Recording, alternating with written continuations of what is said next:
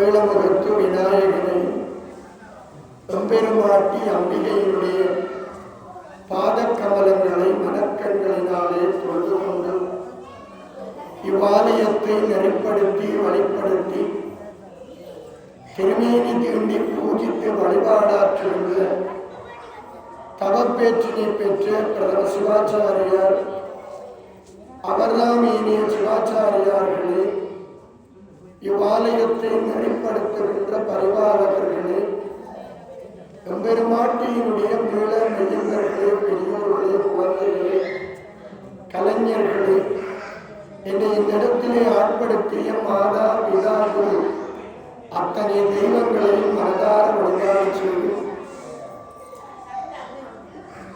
எம்பெருமாட்டியினுடைய திவ்ய அலங்கார உற்சவத்தினுடைய 8ஆம் நாள் நிகழ்வு மிக சிறப்பாக ஆரம்பமாக இருக்க நேற்றைய சிந்தனையிலே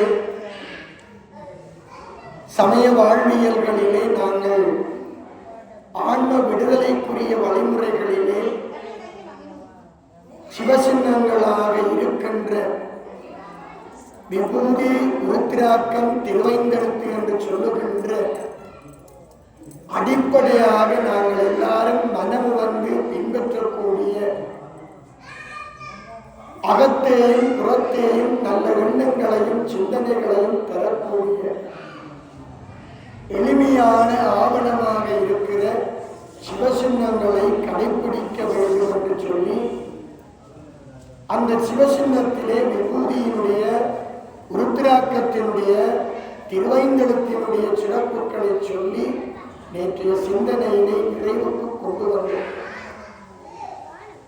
இந்த ஆன்மீக விடுதலைகளுக்குள்ளே ஆலய வழிபாடுகள், குருலிங்க சங்கம வழிபாடுகள், சிவசின்னங்கள் ஆகிய விடயங்களை சொல்லிக் கொண்டிருக்கிறோம். இதிலே அடுத்ததாக இருக்கின்ற விடயப்பரப்பு எங்களுடைய ஆன்மாக்கள் இறைவனோடு சேருவதற்கும் நல்ல காரியங்களை செய்வதற்கு நம்மை வகுத்திருக்கிற விடயங்கள் நாற்பாதங்கள் என்று சொல்வார். இந்த நாற்பாதங்களை நான் மார்க்கம் என்று சொல்வார். மார்க்கம் என்று சொன்னாலும், வழிமுறைகள் என்று சொன்னாலும், வழி என்று சொன்னாலும் எங்களுக்கு ஒரு பாதை முறைமையைத்தான் சொல்லுகிறோம். சைவ சமயம் காட்டுகின்ற 4 மார்க்கங்கள், வழிமுறைகள் அடிப்படையாக நாங்கள் நன்னெறியை பின்பற்ற வேண்டும் என்று சொல்லுகிறோம். அந்த நன்னெறியிலே நின்று இறைவனுடைய திருவருளை பெற்றுக்கொள்ள வேண்டும் என்று சொல்லி அந்த திருவருளுக்கு பாத்திரமாக வேண்டும் என்பதற்காக நான் மார்க்கங்களை கடைபிடிக்க வேண்டும் என்று வகுத்தார். அந்த 4 மார்க்கங்களும் எங்களுடைய வாழ்வியல்களோடு தொடர்புபடுகின்ற விடயம். நாங்கள் வீட்டிலும் சரி, ஆலயங்களிலும் சரி கடைபிடிக்கக்கூடிய ஒரு மிக பிரதானமான மார்க்கங்களாக சித்தரிக்கப்படுகிறது. சரியை, கிரியை, யோகம், ஞானம் 4 மார்க்கங்கள் என்றும் 4 வழிமுறைகள் என்றும் நாங்கள் சொல்லிக் கொள்கிறோம். இந்த 4 மார்க்கங்களையும் நாங்கள் கடைபிடிப்பது கடினம் என்று சிலர் நினைக்கலாம். அல்லது இந்த 4 மார்க்கங்களை பின்பற்றுவதனாலே என்ன பயன் கிடைக்கும் என்றும் சிந்திக்கலாம். 4 வழிமுறைகளையும் வாழ்ந்து வளம் பெற்ற அடியவர்கள், பெரியவர்கள் இருக்கிறார். ஒவ்வொரு வழிமுறைகளும் எங்களோடு வாழ்வியலோடு சம்பந்தப்பட்டவை. இந்த 4 மார்க்கங்களை பிரிக்கின்ற போது சரியை என்று சொல்லுவது உடலாலே இறை சிந்தனையில் ஆற்றப்படுவது. எப்பொழுதும் அறிவியல் பூர்வமாக உளவியல் சொல்லுகின்ற போது ஒரு மனிதனுடைய 5 புலன்களுக்கும் ஒரு மாறுதல்களை கொடுக்கக்கூடியதுதான் அவனுடைய மனிதனுடைய மூளையிலே நடத்தையில் மாற்றத்தை ஏற்படுத்தும். இங்கே ஆசிரியர்கள், கற்றவர்கள், பல்கலைக்கழகத்திலே பயின்றவர்கள் நிறைய பேர் இருக்கிறார்கள். கல்வி என்று சொன்னால் மனிதனுடைய நடத்தையில் ஏற்படும் மாற்றம் என்று கல்வியியல் சொல்லுகிறது. ஒரு நடத்தையில் ஏற்படுகின்ற மாற்றம் தான் கல்வி. அது பெரியவராக இருக்கலாம், சிறியவராக இருக்கலாம். ஏதாவது ஒரு விடயத்தை வாசிக்கிற போது, அறிந்து கொள்ளுகிற போது எங்களுடைய நடத்தையிலே மாற்றம் ஏற்பட்டால் அந்த நடத்தையிலே ஏற்படுகிற மாற்றம் கல்வி என்று சொல்லுவார். அறிவு, எங்களுக்கு கிடைச்சிருக்கிற அறிவு. இந்த 4 மார்க்கங்களை பார்க்கிற போது ஏதாவது ஒரு விடயத்தில் எங்களுடைய புலன்களோடு தொடர்படுகிறது. எங்களுடைய புலன்களுக்கு ஊடுகடத்தப்பட வேண்டும். எங்களுடைய புலன்களிலே இருக்கின்ற விடயத்தினூடாகத்தான் எங்களுடைய சிந்தனைகள் நடைபெறுகிறது. அதனாலதான் நாவலர் பெருமான் விரதம் சொல்லுகிற போது மனம் பொறிவழி போகாது நிற்றற் பொருட்டு, மனம் பொறிவழி போகாது நிற்றற் பொருட்டு உணவை விடுத்தேனும் சுருக்கியேனும். நாங்கள் விரதம் கடைபிடிக்கிறோம். சில பேர் சொல்லுவார்கள், நாங்கள் விரதம் இன்றைக்கு மரக்கறி சாப்பிடுகிறோம், சைவம் சாப்பிடுகிறோம் என்று சொல்லுவார். அப்படி சொன்னாலே அதில் ஒரு பிரச்சனை இருக்கு. இன்றைக்கு சைவம் சாப்பிடுகிறோம் அப்படின்னா நாங்கள் விரதம் இல்லாட்டிக்கு அசைவம் சாப்பிடுவோம் என்பது பொருள். எங்களோட புலன் எங்க இருக்குது? எப்படா விரதம் முடியும்? சில பேர் நினைப்பார், எப்படா 10 திருவிழாவும் முடியும் முதல்.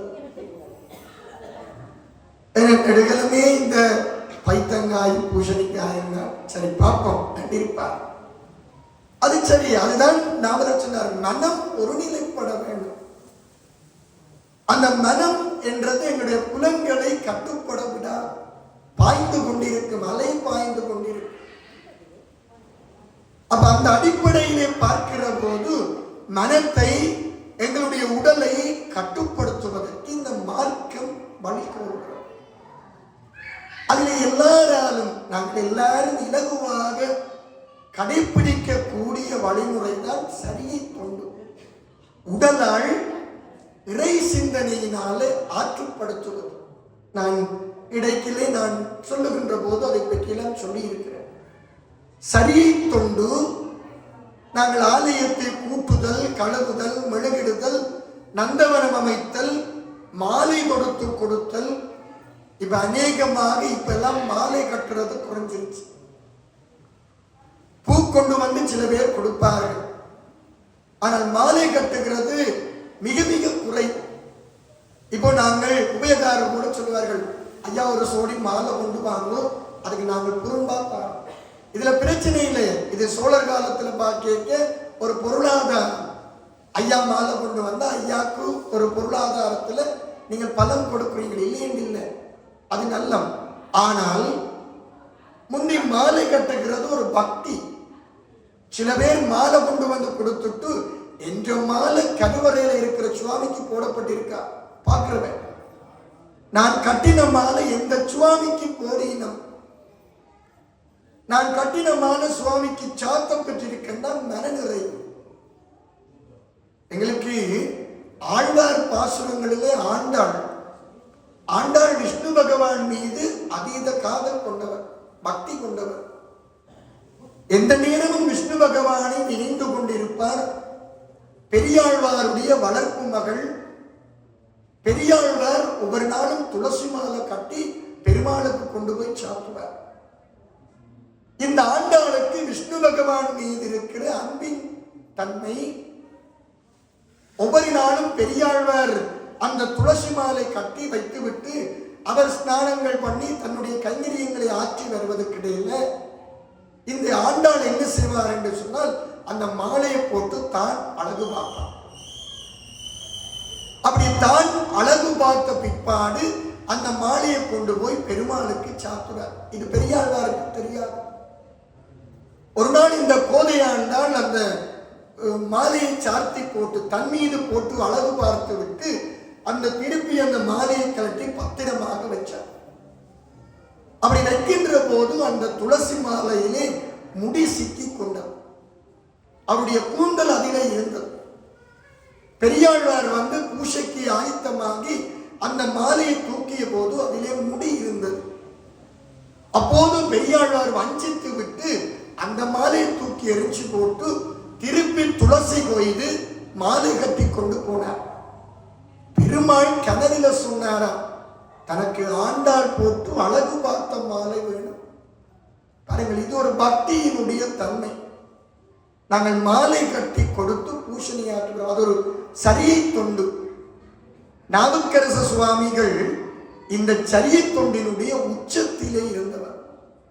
இந்த சரியை தொண்டு செய்கிறது எப்படி என்று சொன்னால் தாசமார்க்கம் என்று சொல்லுவார். தாசமார்க்கம், தாசமார்க்கம் என்றால் என்ன? இறைவனை எஜமானாகவும் எங்களை சேவகனாகவும் பார்க்கிறது. அது நல்லதானே? இறைவனை எஜமானாகவும் எங்களை எஜமானியாகவும் பார்த்தால் பிழைச்சுப்போம். அதுக்கு ஒரு நிலை வேணும். மாணிக்க வாசகர் அப்படியெல்லாம் பார்த்தார். மாணிக்க வாசகர் தன்னை நாயகனாக, நாயகியாக, நண்பனாக, மாணவனாக எல்லாம் பார்த்திருக்கிறார். அது நாங்கள் தனியே திருவாசகத்தை பார்ப்போம். ஆனால் இங்கே தாசமார்க்கத்திலே நாவுக்கரசர் இறைவனை எஜமானாகவும் தன்னை அடிமையாகவும் கொண்டு வழிபாடு செய்தார். கோயில்களிலே போய் தொண்டு செய்தார். வீதிகளை துப்புரவு செய்ய வேண்டும். இது நாவுக்கரசருக்கு இருக்கிற பெரிய ஒரு பக்குவம். என்கடன் பணி செய்து கிடப்பது என்று சொல்லுவார் அடிக்கடி. நாவுக்கரசருடைய கூற்று என்கடன் பணி செய்து கிடப்பது. கோயில்ல வந்து கூட்டி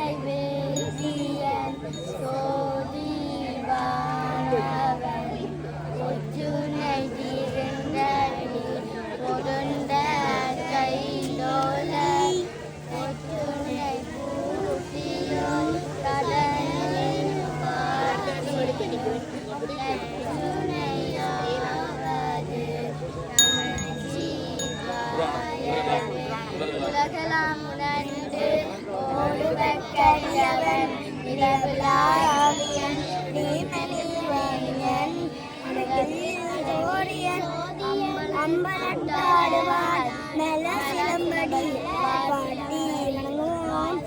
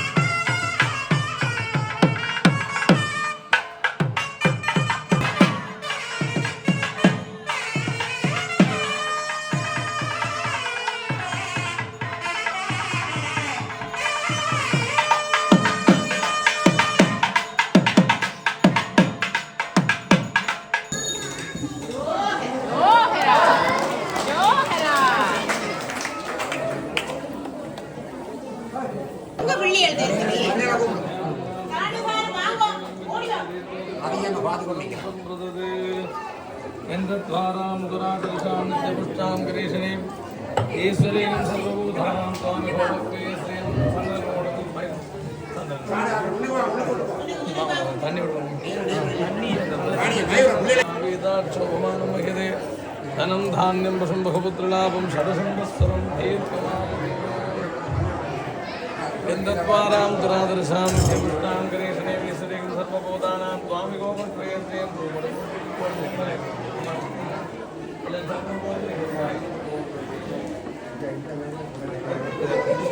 ॐ शतमानं भवति शताज पुरुषः शतेन्द्रिय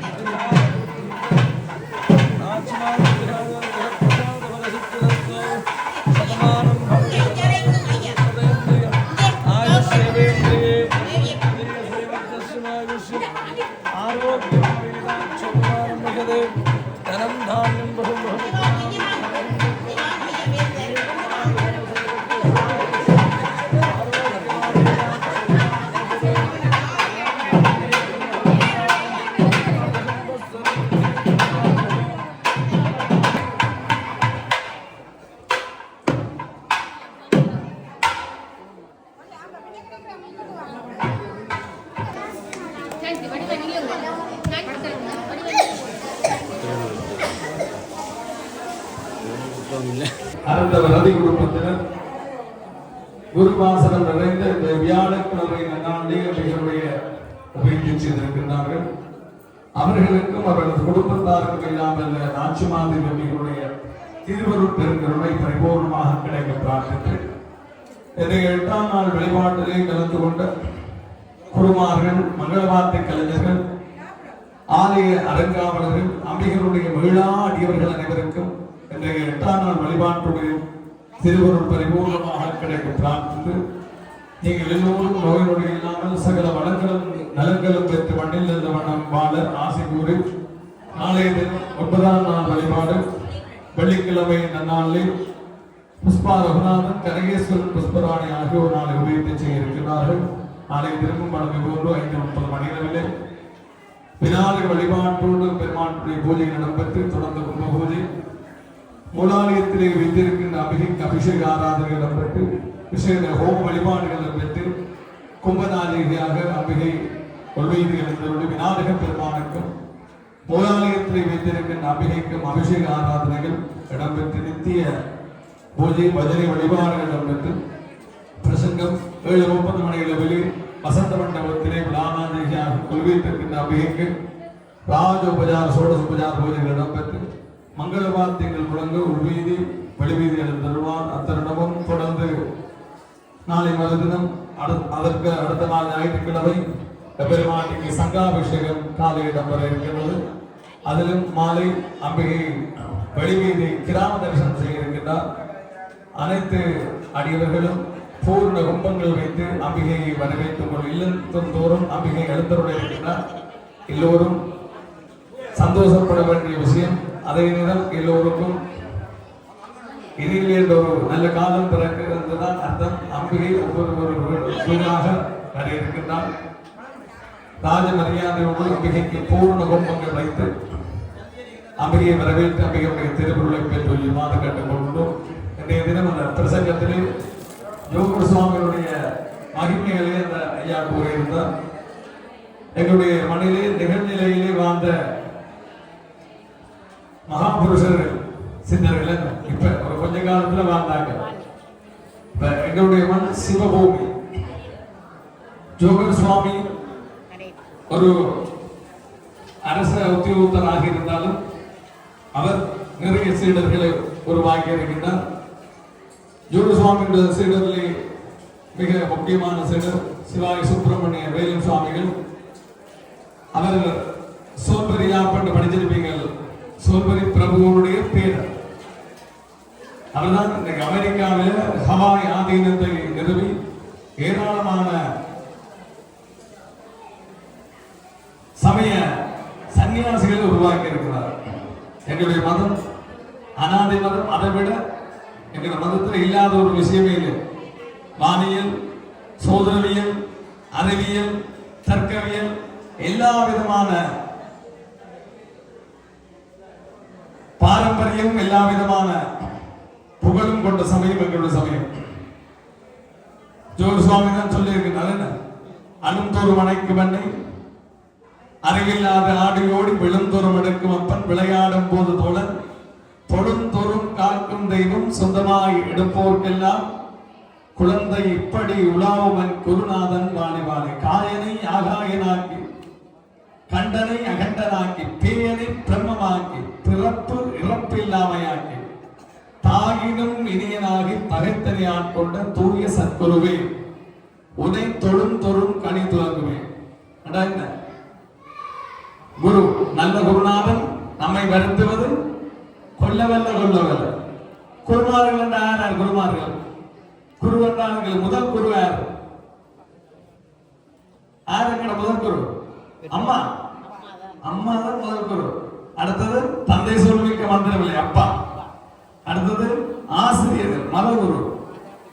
மதகுருமார், ஆசிரியர், எங்களை நல்வழிப்படுத்துவதோ ஒரு குரு. இந்த குருமார்களே உண்மையான அன்பு, மிகவும் உயர்ந்த அன்பு, உயர்ந்த பாசம், உண்மையானது அம்மா தான். அம்மாவுக்கு நிகர் ஒன்றும் இல்லை. அதான் அம்மாவும் அப்பாவும் கண்ணுக்கு முன்னாலே இருக்கிறது. நாங்கள் அவைய மனநோடிச்சு போட்டு நாங்கள் எங்கேயும் இறைவனை கிட்ட போக முடியாது. இறைவன் தன்னை நாலாவது தான் சொல்லியிருக்க. முதல் மாதா, பிதா, குரு, தெய்வம். தெய்வம் நாலாவது தன்னை நாலாவது தான் சொல்லி. அம்மா அப்பா குருமாருடைய ஆசையை பெறாத இவரும் உயர்நிலையை எட்ட முடியாது. உதாரணத்துக்கு இந்த கண்ணனையாக்கள் தான் முருகாயை சொல்றது. அவை அங்கே இருந்தாலும் 8 பிள்ளைகளும் ஓடி வந்து எத்தனை பிள்ளைகளுக்கு மத்தியிலும் பார்க்கவே சந்தோஷமாக நிகழ்நிலையில். அப்படி உண்மையிலேயே அம்மாவை அப்பாவை எவன் போற்றுகின்றானோ அவன் 1000 அஸ்வமேத யாகம் செய்திருப்பார் என்று வேதங்கள் கூறுகின்றனர். அவர்கள் தான் கண்கண்டு தெய்வம். அவர்களை நோகடிக்க கூடாது. அம்மா சொன்னால், அப்பா சொன்னால், குரு சொன்னால் நாங்கள் கெட்டு போக மாட்டோம். அவை ஒரு ஆளும் சொல்ல மாட்டேன். எங்களுக்கு கஷ்டமா இருக்கு. ஐயா சொல்றேன், நான் கஷ்டமா இருக்கு. ஆனால் நாங்கள் எங்கும் எந்த இடத்திலும் விழக்கூடாதுதான் ஒரு அப்பா அம்மாவுடைய விருப்பம். பிள்ளைகள் பண்பிலையும் கல்வியிலையும் சமுதாயத்திலேயும் உயர்ந்தவனாக வர வேண்டும் என்பதுதான் அம்மா அப்பா குருமார்களுடைய விருப்பம். அந்த அவர்களுடைய விருப்பத்தின்படி நாங்கள் ஒழுகின்ற பொழுது, அவர்களுடைய ஆசையை பெறுகின்ற பொழுது எங்களுக்கு எல்லாமே கிடைக்கும். அவர்கள் மனதார ஆள் மனதிலிருந்து நீ நல்லா இருப்பாடாப்பான்னு சொன்னா அவ்வளவுதான். அதுக்கு நிகர் வேற எதுவுமே இல்லை. நீங்க என்னத்தை செய்தாலும் என்னத்தை செய்தாலும் அம்மா அப்பா குருகளுடைய ஆசைக்கு நிகர் எதுவுமே கிடையாது. ஆகையினாலே நீங்கள் ஒவ்வொரு நாள் நான் என்னென்ன படிக்கிறப்ப நாங்கள் அம்மாட்ட போனா நடல் கும்பிடுறோம், அம்மா கும்பிடுறோம், அப்பா கேட்க அப்பா எவையெல்லாம் நாங்கள் வளர்ந்து மாற இடத்துல ஒரு 20 வருஷமா 30 வருஷம் இருந்ததில்லை. இருக்கின்ற பொழுது வாழ்த்தோம். இதுக்கேவல் அவர்களுடைய ஆசை. எவன் ஒருவன் அம்மா அப்பாவுடைய மனதை வெல்லுறானோ அவன் உலகத்தோர் போற்றுகின்றவர்களாக வாழ்வார்கள்.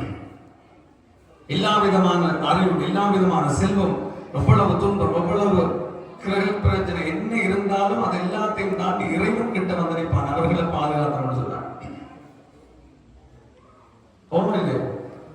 நிச்சயமா அது உங்களுக்கு இப்ப காய்ச்சல் வந்தா நீங்க ஐஸ்கிரீம் எவ்வளவு போய் குடிக்கிறீங்க இல்லைன்னா கேட்க மருந்துதான் குடிக்கிறது. அப்பா அம்மா சொல்றது எனக்கு கஷ்டமா இருக்கு இப்ப, ஆனா பெண்ணுக்கு அது தெரியும். ஒவ்வொரு தரம் இருக்கின்ற பொழுது என்னோட சமஸ்கிருதம், நான் சமஸ்கிருத பாடசாலை வச்சு படிக்கிறாங்க சொல்றது. நான் வந்து மெட்டாக பிரசங்கம் பண்றது இந்த வாழ்க்கையில நான் அதை செய்து என்னால முடிஞ்சதை மற்றவங்க சொல்றது, பிள்ளைகளுக்கு சொல்றது. ஒவ்வொரு நாளும் நீங்க அம்மா எழுந்தினோட முன்னுக்கு கும்பிடும், அவைய கும்பிட்டு அவைய உடையிலே கும்பிடும், அப்பா அம்மாவை கும்பிடும். அதுக்கு நிகர் எதுவுமே இல்லை. அவைதான் எங்களுக்கு கண் கண்ட தெய்வம், கண்ணுக்கு முன்னால இருக்கிற தெய்வம் அவைதான். ஆகையினாலே தாய் தந்தை குருமார்களை பேடி அந்த பேரின்ப பெருவாழ்வாகிய இறை நிலைக்கு நாங்கள் செல்ல வேண்டும் என்றால் அவர்களுடைய ஆசை கட்டாயம். எல்லோருக்கும் இன்றைய 8ஆம் நாள் வழிபாட்டுடைய திருவருள் பரிபூர்ணமாக கிடைக்க நாச்சிமார்களுடைய பாதக பலங்களை பணிந்து ஆசுகுரவிண்டோம் நெஞ்சம் லோகா சமஸ்தா சுகினோ பவந்து சமஸ்ததன் மங்களான் சுந்து இன்பமே சூழ்க எல்லோரும் வாழ்க. அதுகர நம பார்வதி பததே. தென்னாடுடைய சிவனை போற்றி சுச்சமேஷம் இன்பமே சூழ்க. அன்னை நாச்சிமாதேவி அம்பிகைக்கு, அன்னை நாச்சிமாதேவி அம்பிகைக்கு, அன்னை நாச்சிமாதேவி அம்பிகைக்கு